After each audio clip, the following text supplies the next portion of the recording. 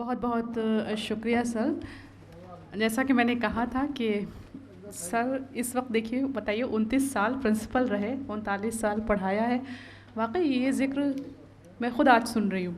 ये तो पता था मुझे कि सर ने पढ़ाया है, लेकिन इतना तवील अरसा शुक्रिया के लफ्ज़ ही नहीं है मेरे पास। और अब मैं सदर मोहतरम मुझे देख रहे हैं, मुझे क्योंकि डांट भी पड़ सकती है, इसलिए बग़ैर किसी तमहीद के मैं प्रोफेसर शारिब रिदौलवी साहब से ये इल्तिमास करती हूँ कि वो डायस पर तशरीफ़ लाएँ।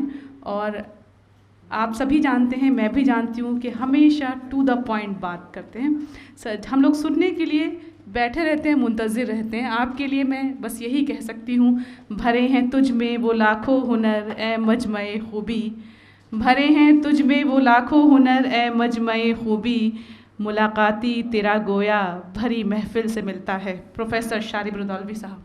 इज़्ज़त माब जनाब अम्मार रिजवी साहब, जनाब अनीस अंसारी साहब, अतहर नबी साहब, जनाब सईद मेहदी साहब, डॉक्टर रेशमा परवीन, मोहतरम ख़वातीन व हज़रात, बहुत सी बातें कैफ़ी आज़मी साहब के बारे में हुई। मैं चंद बातें अर्ज़ करना चाहूँगा। सबसे पहले इस मौजू के बारे में कि आम तौर पर ऐसे मौज़ूआत इन मौक़ों पर नहीं रखे जाते हैं, लेकिन इसका एक ख़ास सबब था।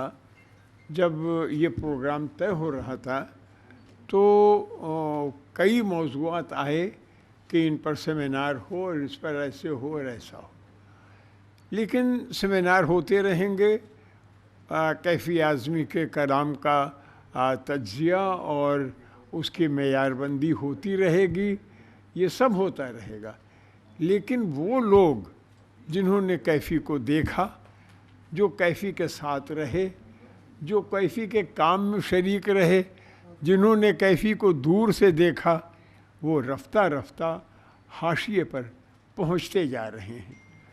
तो ये कोशिश की गई कि उनको बुलाकर और उनके जहन में जो तसव्वुर कैफ़ी का है और जो उन्होंने कैफ़ी को देखा, जिस तरह से पाया अपने कामों के सिलसिले में, वो उनके ज़रिए से निकल सके। अब मैं इस एपिसोड से वाकिफ़ था, अतहर नबी साहब ने जो अपना वाक़या कोट किया, लेकिन इसको कोई नहीं जानता था। और आज ये कि कैफ़ी का मिजवा से या ज़मीन से ऐसा ताल्लुक़ कि वो गए किसी और के काम से और उसके काम का नाम भी नहीं लिया और अपनी बात करते रहे।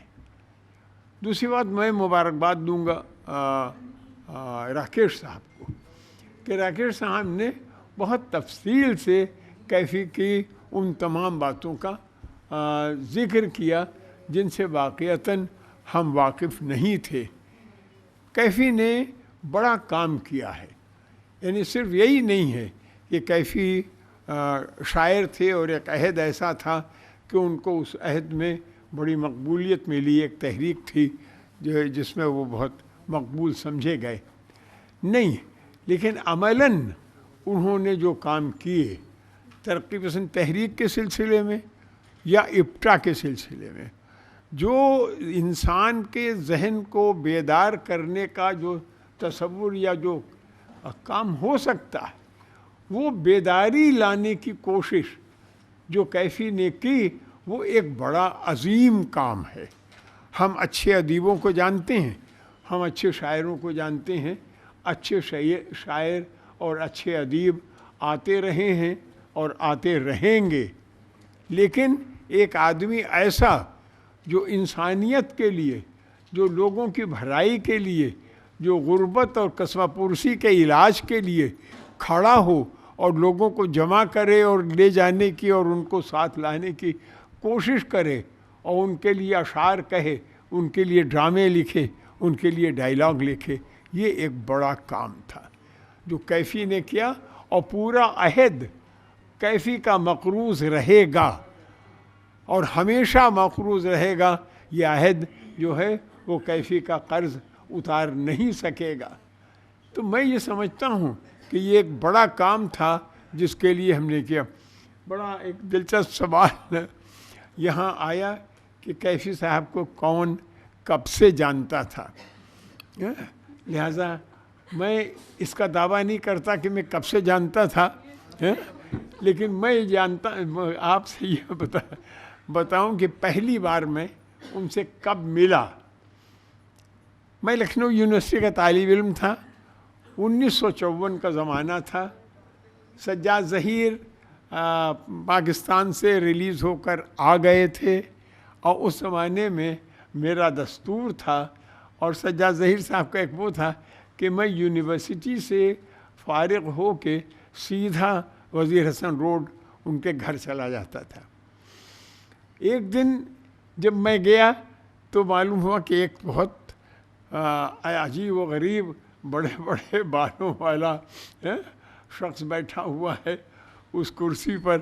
सहन में जो उनके यहाँ एक ख़ास कुर्सी पड़ी रहती थी, बन्ने भाई अपने कमरे में थे, जो उनकी स्टडी थी, बहुत छोटी सी स्टडी, मामूली सी।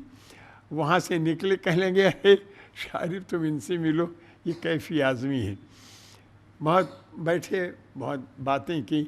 दूसरे दिन मैं उनको लेके, हाँ अम्मार साहब भूल गए, इसलिए कि 1954 में सबसे पहले कैफ़ी जो हैं वो लखनऊ यूनिवर्सिटी आए हैं और मैं उनको लेके गया था और उर्दू डिपार्टमेंट में उन्होंने अपनी मशहूर नज़में पढ़ी थी। उनका पढ़ने का अंदाज़, उनकी तहतख़ानी, उनकी यानी किसी चीज़ का आवाज़ से पिक्चराइजेशन, ये बड़ा मुश्किल काम है, बहुत मुश्किल काम है, कि जिस वक्त उन्होंने यूनिवर्सिटी में पढ़ा है, एक खिड़की इसी दीवार में खुल जाएगी तो पूरा 400 तालिब इल्म जो बैठा था तो दीवार की तरफ देखने लगा। ये जो पिक्चराइजेशन था, उनकी आवाज़ और उनके पढ़ने का, ये एक बहुत बड़ी बात थी। तो मैं ये समझता हूँ कि बहुत कम लोगों में ये आया। उसके बाद तो फिर बहुत उनसे मिलना रहा, हर वक्त का मिलना रहा, यूनिवर्सिटी में, कॉलेज में, यहाँ वहाँ, घर में आना जाना, मेरे घर आना, मेरे कॉलेज आना। मैं कॉलेज दयाल सिंह कॉलेज में था, तो जब तक मैं वहाँ रहा हर साल मुशायरा करता था और हर साल कैफी भाई उस मुशायरे में आते थे। यहाँ तक कि फ़ालिज के असर के बाद भी जब मैंने उनसे कहा कि आप आ जाइए कॉलेज, तो वो आ गए। बल्कि उन्होंने मैंने उनको बिठा दिया प्रिंसिपल के कमरे में, तो मेरी अहलिया डॉक्टर शमीम निखत और उनकी बहनें वग़ैरह थीं, वो सब उनके पास थी। तो कैफी भाई ने बड़ी दिलचस्प बात कही, चूँकि वो बीमारी से उठे थे, फालिज का असर था, बोलने में थोड़ी सी उनको लड़खड़ाहट थी। तो उन्होंने कहा कि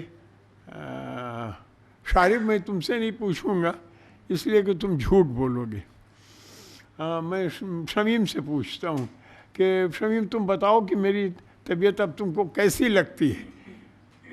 तो उन्होंने कहा कैफी भाई पहले से बहुत बेहतर है। तो उन्होंने कहा मैंने इससे नहीं पूछा इसलिए कि झूठ बोलता। भाई यानी मैं कुछ ज़्यादा तारीफ़ करता या उनका तसव्वुर था कि मैं कहता। तो इस तरह से जो क़ुर्बत रही और जो बहुत से लोगों को मतलब इस बात का फ़ख्र होगा कि वो उनके साथ रहे हैं। अभी अमार रिज़वी साहब ने शेर पढ़ा कि वाक़ईतन ये फ़ख्र की बात है और ज़िक्र की बात है कि हम साथ रहें। लेकिन मैं ये समझता हूँ कि कैफ़ी ने देखिए अपने गांव के लिए, अपने कस्बे के लिए, अपनी मिट्टी के लिए हर आदमी करता है, नहीं करता है तो वो उसका फ़ेल है, लेकिन वो कमिटेड है अपने मकान की दीवारों, अपने मकान की छतों, अपने यहाँ के डाकखाने और अपने उसके यहाँ के स्कूल के बारे में। ये कोई ऐसी बात नहीं है। लेकिन कैफ़ी ने जो इंसानियत से चीज़ों को जोड़ा वो सबसे बड़ी बात है। ये नहीं है कि कैफ़ी खुद गरज थे और ये अतहर नबी साहब उनको लेके गए और उन्होंने सारी तैयारी के बाद अतहर नबी ही को काट दिया और अपनी बात करते रहे। ये नहीं है।